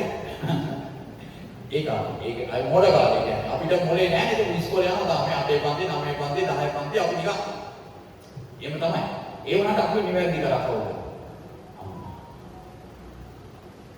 නිවැරදි කරා ඒ ගෙදර ඒ පරිසරය ඇති වුණාම එතනින් තමයි දරුවෝ ඔක්කොම ඉගෙන ගන්න කන්නේ කොහමද බොන්නේ කොහමද වාඩි වෙන්නේ කොහමද ඇඳුම් අඳින්නේ කොහමද සපත්තු මාරු කරන්නේ කොහමද දත් මදින්නේ කොහමද ඒක සබපස්සෙන් ඉගෙන ගන්න टॉयलेट जाने කොහමද? ඒක කොහෙද බලන්නේ? ඒක ගෙදර. टॉयलेट එක පිරිසිදු තියා ගන්න ඕනේ කොහමද? ගෙදර අකුපත් ගාන්නේ කොහමද? මකුළු දැල් ගන්න ඕනේ කොහමද? ඒක ගෙදර. යාඥා කරන්න ඕනේ කොහමද? ගෙදර. බයිබලෙ කියවන්න ඕනේ කොහමද? ගෙදර. ප්‍රශ්නයක් ආවම විසඳ ගන්න ඕනේ කොහමද? ගෙදර. සල්ලි නැතුව ජීවත් වෙන්න ඕනේ කොහමද? ගෙදර. සල්ලි ඇතුව ජීවත් වෙන්න ඕනේ කොහමද? ගෙදර.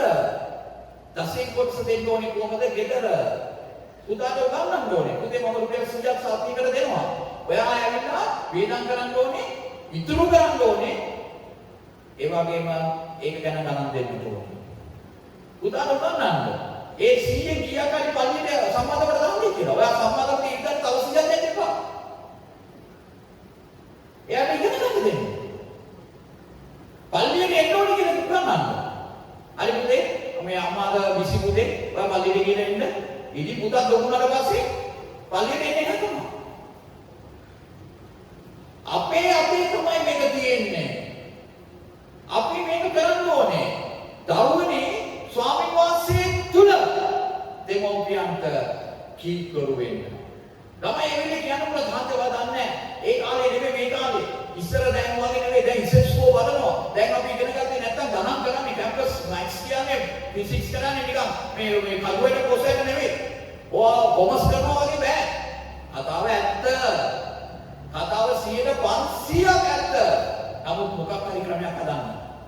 දරුවට මේ වැඩේත් කරලා මේ වැඩේත් කරන්න ක්‍රමයක් හදන්න. දරුවට මොර්නිං වර්ෂිප් එක අයින් වෙනවා නම් ඉවිනිං වර්ෂිප් එකක් පටන් ගන්න. මම හිතනවා ඕල් ඉමැනුවල් එකේ තියෙනවා. බොහොම හොඳයි. ඒම කරන්න ඕනේ. ඔබත් ඒක උනන්දු වෙන්න ඕනේ. එහෙම නැත්නම් දරුවව අපි නමස්කාරයක් එක්ක තියාගන්න ඕනේ. ඒක මඟ හරියට දෙන්න බෑ. මොනවා මඟ අමුල් එකක් මඟ හරියට පුළුවන්. ට්‍රිප් එක මඟ හරියට පුළුවන්. ඔයගොල්ලන්ගේ ෆැමිලි ගැදරින් එක සමහරවිට මඟ හරව ගන්න පුළුවන්. නමුත් දෙවියන් වහන්සේව මඟ හරින්න බෑ. මඟ හරින්න බෑ. ඔබ ඒක කළොත් මොකද වෙන්නේ? අර ජොෂුවගේ කාලේ වෙච්ච දේ වෙනවා. දෙවියන් වහන්සේ ගැනත් දන්නේ නැති, මෝසෙස් ගැනත් දන්නේ නැති, ජොෂුවා ගැනත් දන්නේ නැති, දේව ව්‍යවස්ථාව ගැනත් නැති අමුතුම පරම්පරාවක් වීවිය ඒ පරම්පරාව අන්තිමට හිතුවා අපි කරන දේ තමයි හරියමයි කියලා අයාලේ යන්න පටන් ගත්තා. අවසානයේදී කෙලවර වුණේ විනාශය. අද අපිට වෙන්න පුළුවන්. එම නිසා ඔබගේ දරුවන් ගැන ලොකුවට හිතන්න තියෙනවා. මක්නිසාද එසේ කරන්න යුතුය? දරුවන්ට කියනවා අය තරක කරන්න බෑ පුතේ. තරක කරන්න බෑ. තාත්තා කිව්වා අම්මා කිව්වා නෑ තරක නෑ. ස්වාමීන් වහන්සේ තුල ස්වාමීන් වහන්සේ කීකරු වෙනාසේ කීකරු වෙන්න ඕනේ. අපි දෙවියන් වහන්සේට කිව්වා පස්සේ අපි කොහොමද කතා කරන්නේ? දෙවියන් වහන්සේ දකුණ නම් දකුණ. ඇයි ස්වාමීන් දකුණ දෙවියෝ වම නේද? හොඳ. එහෙම නැහැ. දෙවියන් වහන්සේ කිව්වා නෝවාට කිව්වා කන්දක් උඩ ගිහින් නගා දාන්න. ස්වාමීන් මොනවද මේ ඔයා කරන්න යන්නේ? නගා දාන්න ඕනේ නෑ. එතන නෙමෙයි මුදක් යම් මම වහන්සේ මොනවාරි කරන්න නෑ. කන්ද නම් කන්ද. දෙවියන් වහන්සේ ස්වාමීන් වහන්සේ තුල තාත්තයි අම්මයි දන්නවා දරුවෝ ගැන මොනවද වෙන්න ඕනේ කියලා. නමුත් අපිට එහෙම දරුවෝ ඉන්නවද? ඉන්නවා. දෙවියන් වහන්සේට ස්තුති වේවා. ඉන්නවා. හැබැයි සමහර වෙලාවකට අපේ ළමයි පොඩක් මිස් වෙනවා. මිස් වෙන්න දෙන්න එපා. ප්‍රශ්නය ගේ ඇතුලේ තියෙනවා. ගේ ඇතුලේ තියෙන. එළියට දාන්න එපා ප්‍රශ්නය. යාළුවගේ නෙවෙයි ප්‍රශ්නේ. අපි හරි ලේසියෙන්ම කියනවා. අනිත් පැත්තට දාන්න. නෑ. ගෙදර ප්‍රශ්නයක් තියෙනවා. අම්මයි තාත්තයි මේක පිළිගන්නවා. මමත් පිළිගන්නවා. මගේ ළමයා වැරද්දක් කළොත් බය නැතුව කියන්න. තාත්තා ඔයයි අම්මා අපේ ගෙදර තමයි ප්‍රශ්නේ තියෙන්නේ කියලා. එළිම කියන්න. හරියටම හරි උත්තර. හරියටම හරි. අය father brother sister කියලා වෙනසක් නෑ. අපිට ඒක ගන්න වෙනවා. අපිට ඒක ගැන පසුතැවෙන්න වෙනවා. මොකද අපේ වැරද්ද තමයි. අපි ක්‍රිස්තියානි සංස්කෘතිය අපේ දරුවන්ට ලබා නොදීනවා. දැන් ඒකට මොකද කියන්නේ? නුඹට වැඩ සිට වෙන පිළිසද නුඹ පොළවේ බොහෝ කල ජීවත් වෙන පිළිසද නුඹේ පියාට මවුට ගෞරව කරපන්. ඔයාට සඵලත්වය ලැබෙන්න නම්, ඔයා සඵල වෙන්න නම්, ඔයා වැඩි දියුණු වෙන්න නම් ඔයා මේක ඉගෙන ගන්න. අද අපේ ළමයින්ට මේක කියලා දෙන්න ඕනේ. ළමයි ඇවිල්ලා දෙමව්පියන්ට ගරු කරන්නේ නැතුව තමයි දෙවියන් වහන්සේ ළඟට ගිහිල්ලා කියනවා ස්වාමීනි දැන් මට ආශිර්වාද කරන්න කියලා. එක්ක පූජකයා කියලා දෙන්න ඕනේ. එහෙම නැත්නම් අම්මයි තාත්තයි කියලා දෙන්න ඕනේ. පුතේ ඔබට කවදාකවත් දෙවියන් වහන්සේ ආශිර්වාද කරන්නේ නැහැ. ඔබ ගිහිල්ලා ඉස්සෙල්ලා ඔබගේ අම්මයි තාත්තට අවශ්‍ය කරන යුතුයකම් වගකීම් ඉෂ්ට කරන්න. ඒක දෙවියන් වහන්සේ බලනවා. යේසුස් වහන්සේට ඒක දෙවියන් වහන්සේ බැලුවා. ඔයාගේ අම්මව බාර දෙන්න. අම්මට කියන්න වචනයක් මේ කුරුසියේද? ඔයාගේ ප්‍රශ්නේ අමතක කරලා අම්මා ගැන කතා කරන්න. ඔයා ඒක කළ යුතුයි. දෙවියන් වහන්සේට පවා ඒක අවශ්‍ය වුණා යේසුස් වහන්සේගෙන්. යේසුස් වහන්සේට ආශිර්වාද කරා. යේසුස් වහන්සේ ස්වර්ගයට ගිහිලා සිංහාසනේ වාඩි කරවන්න ඒකට හේතුවක් වුණා. ඒක දේව නියෝගයක්. ඒක දෙවියන් වහන්සේ දසපණකින් ලැබුව ආඥාවක්. අපි දරුවන්ට කියලා දෙන්න ඕනේ. ඒක කවදද ඔයගොල්ලෝ කියලා දෙන්න ඕනේ. අපි කියන්න පටන් ගන්න කසඳ බැන්දයි. පස්සේ අපි සමහර විට කෝටුව ගන්න අවුරුදු 15 නෑනේ. අවුරුදු 2කින්ම කෝටුව ගත්තා නම් ප්‍රශ්නයක් නෑ. තලන්න නෙමෙයි. අපේ උරුතරේ තමයි අපි නැති කරගෙන තියෙන්නේ. ඊට පස්සේ 17 දී අම්මා එනවා දුවගෙන. ඇයි? අනේ පාද අපේ දරුවා යාඥාවට එන්නේ නැහැ, බයිබලෙ කියවන්නේ නැහැ. දැන් කියනවා සයන්ස් එකේ සියලු දෙවියෝ එකයි කියලා. දැන් දෙවියන් වහන්සේ කියනවා. ඉතින් කාගේද වැරද්ද? අපි ළමයි කියන්නේ මොනවද කතා කරන්නේ? ඕකත් නම් මුත වැඩක් කරන්න ඕනේ. ඊටපන්කො අද මම පල්ලියට යන ඊළඟ මීටින්ග් එක තියෙනවා. මම ඔක්කොටම කතා කරලා කියනවා ඔබේ කමතුරු අයින් කරන්න කියලා. කවුරු ඉදිරියද කතා කරන්නේ? සමහර දරුවන්ව අපි මිස්යූස් කරනවා. පුතේ වා ගිහලා නැන්ටි ගාව ඉඳගෙන ඉන්න මේ යා මොනවද කතා කරන්නේ කියලා මට කියන්න. ඉතින් පුතා ඔයා කවුද ට්‍රේන් කරන්නේ? ඊට පස්සේ අවුරුදු 15 වෙනි කියන්නේ පා එයා මෙහෙම කරා එහෙම කරා කියන. වැඩි කියන්නේ නැහැ. කියන්නේ නැහැ. අපි තමයි කරන්නේ. ළමා මනසට විකෘතිකම දෙන්නේ කවුද? අපි වැඩිහිටියන් එක්ක තියෙන ප්‍රශ්නේ ළමයිට එයාලත් එක්ක කතා නැහැ මම කිව්වනේ කාගේද එක්ක කතා කරලා ඊට පස්සේ ඒක කවුද ඇති කරන්නේ? අපි ඊට පස්සේ අපි මොකද දෙවියන් වහන්සේ කියන්නේ? ඒ ළමයාට ඒක ඊට වැඩි ප්‍රතිචාර දක්වන්න ගියාම අම්මට ඊට පස්සේ ප්‍රතිචාර දක්වනවා. අම්මේ මේ ඔයා කටවාගෙන ඉන්න මම දැන් දාපුවම අම්මාව මට උගන්වන්නේ. ඉතින් උගන්වන්නේ මොනවද? දැන් මේ ප්‍රශ්න වලට අපි මුහුණ දෙන්නේ දෙවියන් වහන්සේට දොස් කියලා දෙන්නේ. අපි පසුතැවෙන්න වෙනවා. අපි අනන්න වෙනවා. අපිට දෙවියන් වහන්සේ ඉදිරියේ කියන්න වෙනවා ස්වාමිනේ අනේ ස්වාමිනේ මාව බේරගන්න අනේ ස්වාමිනේ අපි දරුවව බේරගන්න කියලා කියන්න වෙනවා. පසුතැවිලා අනන්න වෙනවා. තාත්තට කියනවා දරුවන්ව මොනවා කරන්න එපාද? කෝප කරවන්න එපා. තාත්තා තමයි දරුවගේ ප්‍රධාන බොස්. අම්මා නෙවෙයි. ගෙදර මූලිකයා කවුද? තාත්තා. නමුත් අද ගොඩාක් ගෙවල් වල මූලිකයා කවුද? අම්මා. ඔබ ඒක හිතන හරි මන්තිකේ කියනවා. අපි ළමල කාට වරගා කරද්දීම අම්මා අපේ ගෙදර OIC කවුද? කියලා අපි ෆෝන් එකෙන් කියනවා. OIC කියන අවසර අරන් එනකන් ඉන්නේ කියලා. නෑ. ආත්මික කාරණේදී සාහන දෙකදීම ඒක ඒ දෙන්නගේ සම්බන්ධකම. ඒ දෙන්නා වාඩි වෙලා කතා කරලා එකින් එක වගකීම් බෙදාගෙන කරන විදිය ඒක හරියි. නමුත් දෙවියන් වහන්සේ ගණන් දෙන්නේ අම්මාගෙන් නෙවෙයි. දෙවියන් වහන්සේ ගණන් ආන්තියන්නේ තාත්තට කියනවා දරුවම මොනවා කරන්න එපාද? කෝප කරවන්න එපා. ඇයි කෝප කරවන්න එපා කියන්නේ? දරුවාට මොකුත් කියලා දෙන්නේ නැහැ පුංචි කාලේ. ඒක පාර අවුරුදු වල මේ වගේ වාක්‍යයක්. ඔබ දන්නවද මොනවද කරේ? දැන් 12 දී තමයි තාත්තා ටියුන් වෙලා තියෙන්නේ. තාත්තා කෙනෙකුට දරුවා කියනවා ඔයා මේ මට කතා කරන්නේ කොහොමද? ඒක තාත්තා ඒක කරපු ගමන් ළමයා හිත ඇතුලේ කියනවා බංකෝ මම තව 18 ප්ලස් වුණාට පස්සේ මම දෙන්නම්කෝ. ළමයා ඒ වෙලේ මුකුත් කියන්නේ නැහැ. යා කෝප වෙනවා ඇතුලේ. එයා ඔයාට ප්‍රතිචාර දක්වන්නේ නැහැ. ඔයා ළමයාව අදන්න පටන් ගන්නවා එයාගේ යාළුවෝ ඔක්කොම ගොඩේ පේනවා. දෙනවා අනේ පාර පාරන්න මොකද? දැන් විභාගේ ළඟ තමයි අපි ඔක්කොම අය. ඊට පස්සේ ළමයා හිතනවා තාත්තා මාව ගුණාට ඇඳෙවනේ කොට ඉන්නකො මටත් වෙලාවක් එනවා දැන්නම්කො මාළු නිවාසී කියලා බලවින්දම දානවා. එහෙම කරයි කියලා ඔයාලට මොකද කියන්නේ නැහැ. ඔයා අඬුවට බලන්නේ මාළු නිවාසී කියලා. අයියෝ බාදා දැන් අපේ ළමයි ඉන්නේ නැහැ. ඔය ඉන්නේ නැහැ තමයි. ඒක තමයි කියන්නේ තාත්තට ළමයාව කෝප කරවන්න එපා. ළමයා ධර්ම විදිහට ප්‍රතිචාර දක්වනවා. රිටර්න් එක ඩබල් ට්‍රිපල් කරලා දෙනවා. ඔයා ආදරය කරපු ඔයාගේ ලේබලින් පිළිදුන්න ඒ දරුවා ඔයාගේ ඇස් ඉදිරි පිට ඇස්සිරෙනකොට ඔයාගේ ඇස් වලින් කඳුළු පණි මටත් කඳුළු පණි මමත් යාඥා කරાવી අනේ ස්වාමීනි මේ අම්මට සුවය දෙන්න කියලා. නමුත් මම යාඥා කළා යනකොට මම කියාවේ අයියෝ ස්වාමීනි මේ සිස්ටම් එකෙන් මේ දෙනේ කවුරුනාද කියලා. අනේ ඒ වුණාට ස්වාමීනි ඒ අම්මව ස්වර්ග රාජ්‍යයට ගන්න. ඒ තාත්තව ස්වර්ග රාජ්‍යයට ගන්න. ස්වර්ග රාජ්‍යයට යන්න මේක බාධාවක් වෙන්නේ නැහැ. මොකද ඒක ගැළවීමනේ. ඒක යේසුස් වහන්සේ තුල ඔයා ගැළවීම. නමුත් ඔයාගේ ජීවිතය මේ නිවිත තිත්ත ජීවිතයක් වෙන්න යනවා. ඒ සතුට නැති වෙන්න යනවා. ඒ සමාදානය නැති වෙන්න යනවා. ඒ ප්‍රීතිය නැති වෙන්න යනවා. ඒ ඔක්කොටම වඩා දේව නාමය අගෞරවයටපත් වෙන්න. ඔබ දිහා බලන පිට ඉන්න මිනිස්සු ක්‍රිස්තියානි කාර්යයන් කියන්නේ මෙන්න මේක කියලා කියනවා. අපි දන්නවනේ මුන් පාටි ගියට මුන් ගෙවල් වල දෙන සද්දපත් අපි දන්නවනේ පාවෙන පීඩිසේ නැති අපි දන්නවනේ කොස්කාර ගාගාතේ අපි දන්නවනේ සහෝදර ප්‍රේමේ නැති වෙච්ච එක අපි දන්නවනේ ඒ දරුවන් කොහොමද ඉන්නේ කියලා අපි දන්නවනේ ඒක තමයි අද අපේ දේව රාජ්‍ය වර්ධනය නොවීමට තියෙන ප්‍රධානම සාධකය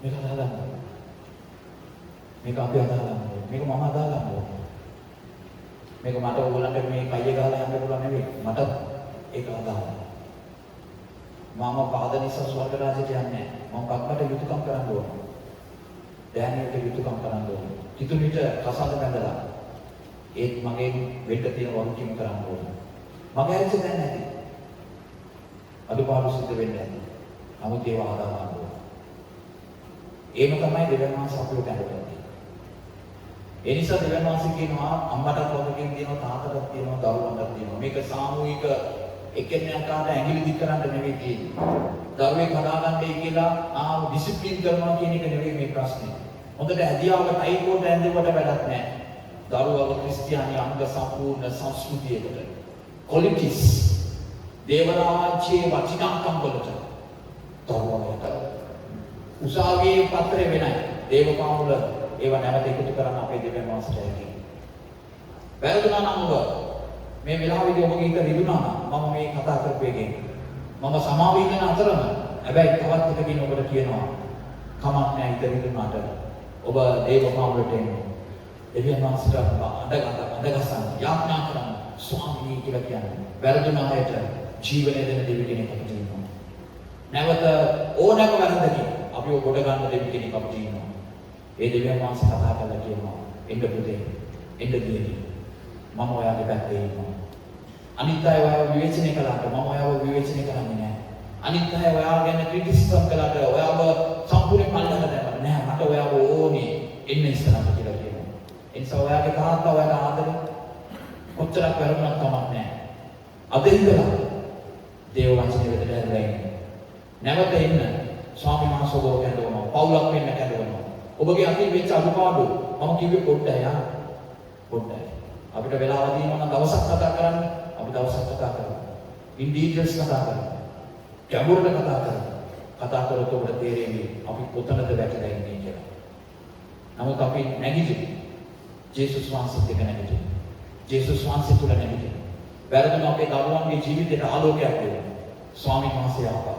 උන්වහන්සේ බලවන්තයි. උන්වහන්සේ ජීවමානයි. ජේසුස් ක්‍රිස්තුස් වහන්සේගේ නාමයෙන්. ආමේන්. දැන් අපේ ස්වාමී ජේසුස් ක්‍රිස්තුස් වහන්සේගේ කරුණාවද, යෝධයන් වහන්සේගේ ප්‍රේමය, ශුද්ධාත්ම වහන්සේගේ සහභාගීකම, සමාදානය, සතුට, ප්‍රේමය, ප්‍රීතිය අප සෑම දෙනා සමග නිරන්තරයෙන්ම පවත්වන සේවා. ආමේන්.